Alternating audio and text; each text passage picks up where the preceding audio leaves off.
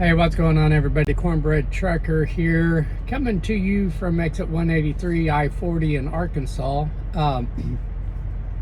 Stopped back by Nick's Catfish and Barbecue again.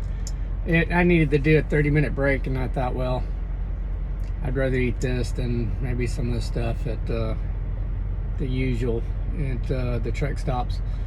But anyways, picked up a load yesterday. Matter of fact, I dropped a load of cathoids, and I've got some footage on the GoPro of me unstrapping that. Just a short video, and I've just got to get it loaded. But so you'll probably see this before you see that one. But I picked this load up. It's a 3-dropper in Alabama, and so one pickup, 3 drops. I was going to shoot footage on that, but when this place that I went to was really tight over in the Dallas area, I won't name the shipper. It was really tight. Really, you had trucks coming in and out, and there is barely room for that to go on between them, going past each other. And you had an area where you dropped your empty, and then you went further back to pick up your loaded trailer. Well, mine was well, all of them were in there pretty tight, but my load was stacked pretty high, and you couldn't hook up and maybe pull your trailer out, because then nobody would be able to get by. So you had to pretty well strap your load right where you was at, and then of course it had to go down to their tarping area to be tarped. So it was really frustrating, because the load was covered in plastic. I was able to see where I needed to throw my straps, but the because of being so close to the other trailers, I pretty much would have just been able to just throw my straps straight up in the air. Been able to get over the top of the trailer, and it wasn't really a good load for climbing on top of either, which that's going to be fun when I go do this drop. But so I had to break out my ladder, my extension ladder, to kind of get up to the top and kind of throw the straps over. I was not happy about it. So when I got over there to look at the load, I knew right away I wasn't going to film that. I was already a little aggravated, and on top of it, I couldn't even identify what drops are what. When it comes to flatbed and preloaded trailers, I'm not a fan of. I'd rather be there when they're loading it, especially on these multi-drops, so that I can know where things are at. Because when you got to tarp it, and you got, and this is 4 tarps. It's a 53-foot trailer, and I wasn't gonna have quite enough. I had to use all 4 tarps to make sure everything was covered. So was just wasn't happy about that. Matter of fact, I was so disappointed in it. I left a message with it was night dispatch, and of course I mentioned that it wasn't their fault, but you know, just that 4 tarp load, and I've got to untarp it, well, really 3 times, and tarp it back up, and you only get the 1 tarp fee. So I'm going to talk to the fleet manager about that, see if he can get me a little more money. I don't think it's right to that's the one thing I don't like. It actually made me think briefly, while I was over there doing this, briefly about going back to reefer division. It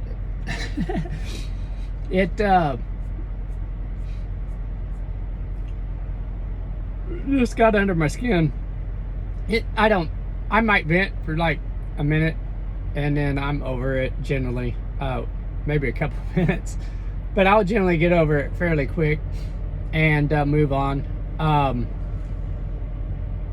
I enjoy what I'm doing on the flatbed side.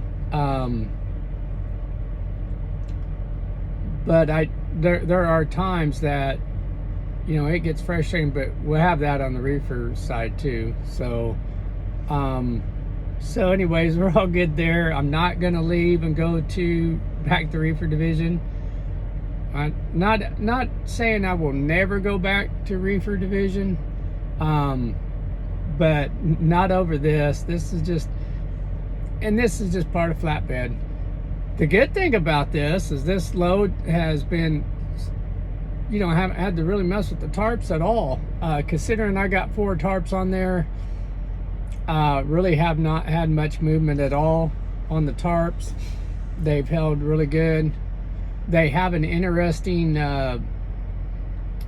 tarping system over there where you lay out all your tarps the way you want them on your truck, and they've got these clamps that you pull the edge of your tarp up and put it in a clamp, and then they raise it up and you back underneath your tarps and they lower it back down.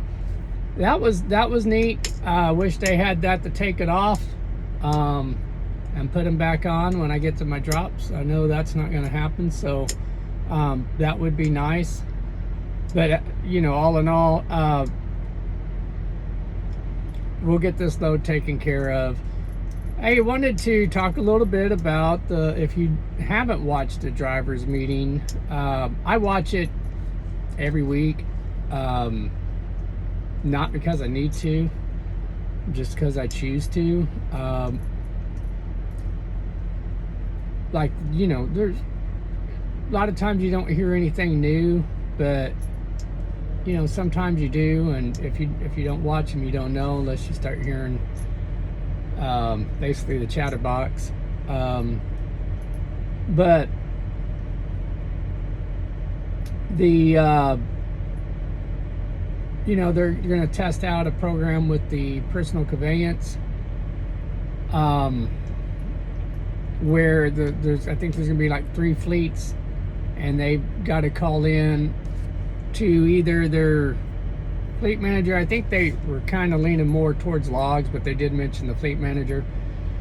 And the way I understood it was, I think they're just wanting you to call just so they can verify that the reason you're using your personal conveyance is to make sure you're using it for the right reasons. I don't think they're having you do it so that they can just tell you no, not to use it and give you permission to. I think they're just,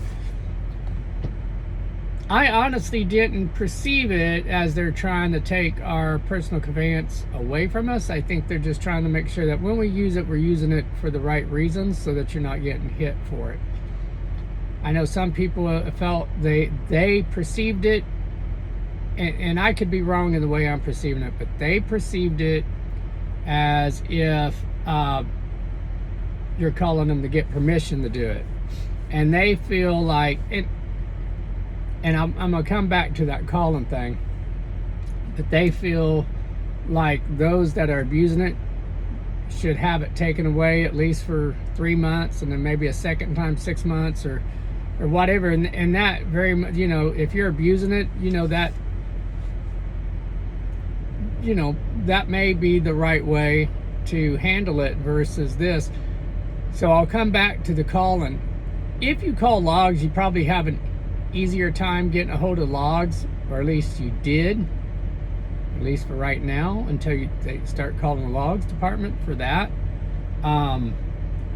Because calling your fleet manager and stuff, that they would have to staff. I personally feel, especially if they made it company wide, they would have to staff people just to take those calls. I believe. I could be wrong, and that's what the trial period is, to see if they can handle it and what they need to do, if they need to do that at all.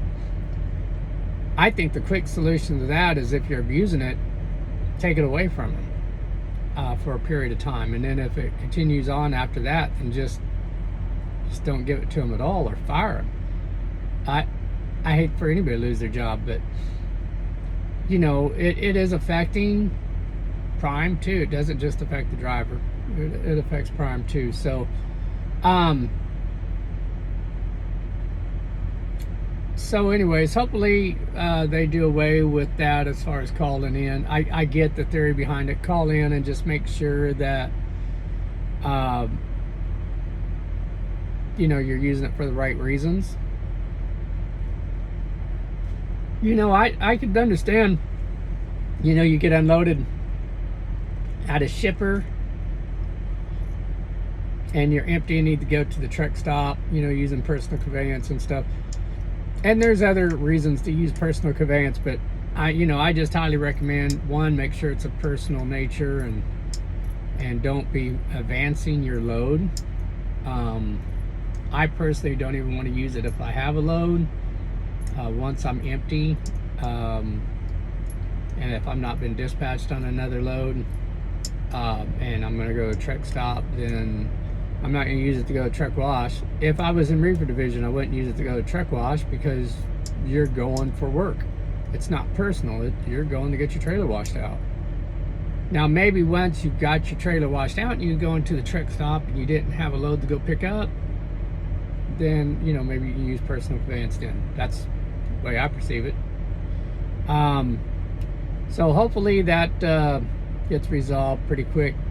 The other thing I wanted to mention is, you know, Rob Lowe, if the drawing is going to, for the grand prize on the trucks. Now, flatbed, you know, we're not, our names don't get put into the hat for being available for dispatch on those dates. And I can, you know, I understand it. I mean, flatbed, you know, right now we don't have as much freight. There's not as much demand, but there's more demand for refrigeration. People still go to the grocery store and buying food. So, you know, and then medications and things, you still need those. They don't just, you know, your body doesn't stop having problems just because it's the holiday. So that's why they do that, is to try and keep some drivers out hauling freight during the holidays. And then Rob, you know, this year he didn't even have to do anything, and he did. And the grand prize was those 3 gram trucks. And so, you know, there had been a few people. I'd been happy paying the taxes on the truck. If I could have been involved, I really could have used the truck. We just got the one car, and it's paid for. But I've got my Harley. But you know, I can't always use the Harley. I suppose I could, but I could have used the truck. That's what I want, is a truck, and I sure could have used it. So, but people always was complaining about having to pay the property tax things on the truck, and you know, you're getting a brand new. I bet those trucks are $60,000. They're not. I didn't look like the cheapest model. I haven't seen them up close. I've just seen videos. I don't think that it's not the cheapest model out there. So probably 60,000, maybe more. I don't know. I haven't priced trucks, brand new trucks, but they were nice. And you know, but then people was complaining that they was going to have to pay taxes, and some people was just wondering if what the estimated tax would be. And like they mentioned in the meeting, that varies from state to state, municipality. So, but when Rob came up, like he does at the end of every driver's meeting, he told everybody not to worry about it, that they would take care, Prime will take care, or he will take care of the taxes on those trucks. And that's you know, I was glad to hear him say that, just because it just shows again, you know, that he cares. And he's obviously got a good heart. I've felt that way. I've never met him, but ever since before I came to Prime, I felt like Rob Lowe, you know, cared. He's going to make his money. He's a businessman, and he knows how to make money. That's what rich people do, is they make money. and they know how to make their money make them money. But he's got, just because he's wealthy doesn't mean he don't care, and he is, I mean, many of the things that he does demonstrates he cares, but he's a savvy business person, and that's why I will stay with Prime. I mean, I'm 49 years old. I've worked for other trucking companies. Of course, that's 20 years ago. But having worked with other trucking companies, I mean, I've been around it my entire life. So you just got to find what makes you happy, what you're looking for. There's different ways to run a business, or there's just different things that people need. And Prime has what I prefer. Could I ever change? Yeah, I won't say that 100% that I wouldn't. Something could happen, but I plan on going lease purchase and eventually having a mini fleet, or I don't know if I'll call it a mini fleet. I'll have some trucks. How many, I don't know at this point. We'll get the one here in a few months. We'll do that. Eventually I'll bring on a second truck. I'll see how that goes, and we'll go from there. But my plan definitely is to stay with Prime. I'm happy now.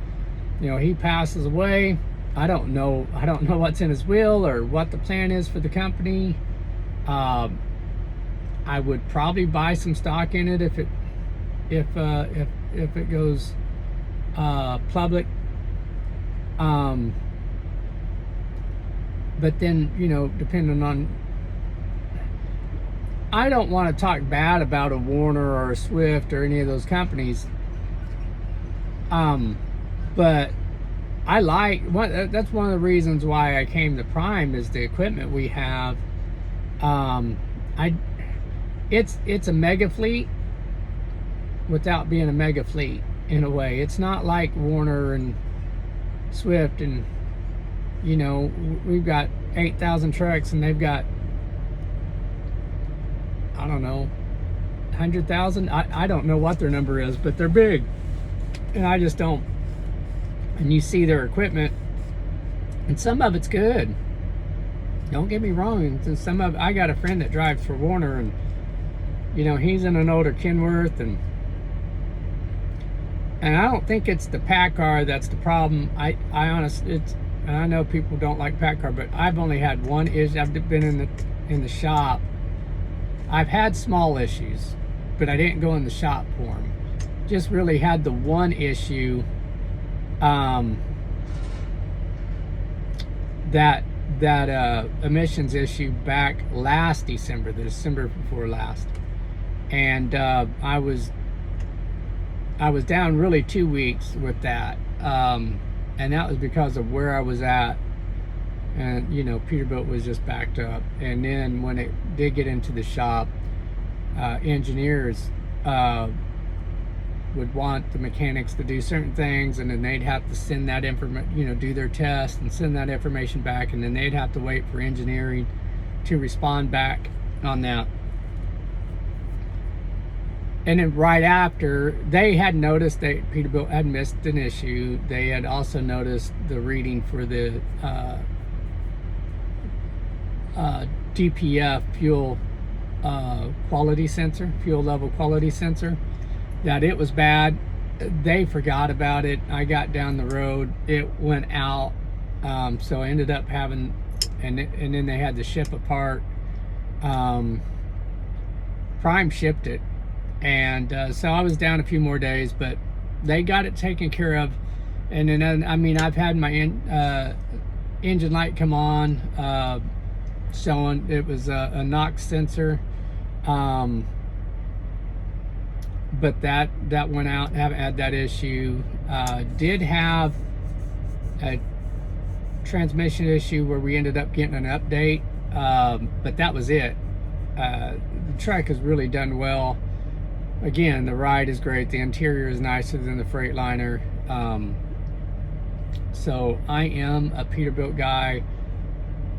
sometimes I think I wouldn't mind getting into a Kenworth,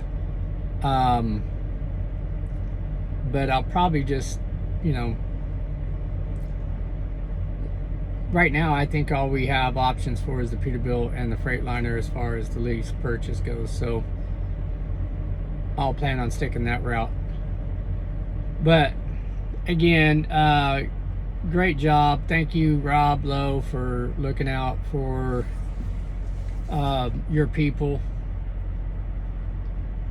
and just Prime in general. I'm happy with them all. If you're don't forget to hit like and subscribe. If you've not already subscribed to the channel, I appreciate that. My contact information is in the description below. If you're new to Prime, or new driver, or somebody looking to get into trucking, and want to come to Prime, have any questions, feel free to contact me. I'll be glad to answer any questions you have. You can email me, you can call me, text me. But I'm gonna go ahead and jump off here. You guys have a good one, be safe, and I'm out.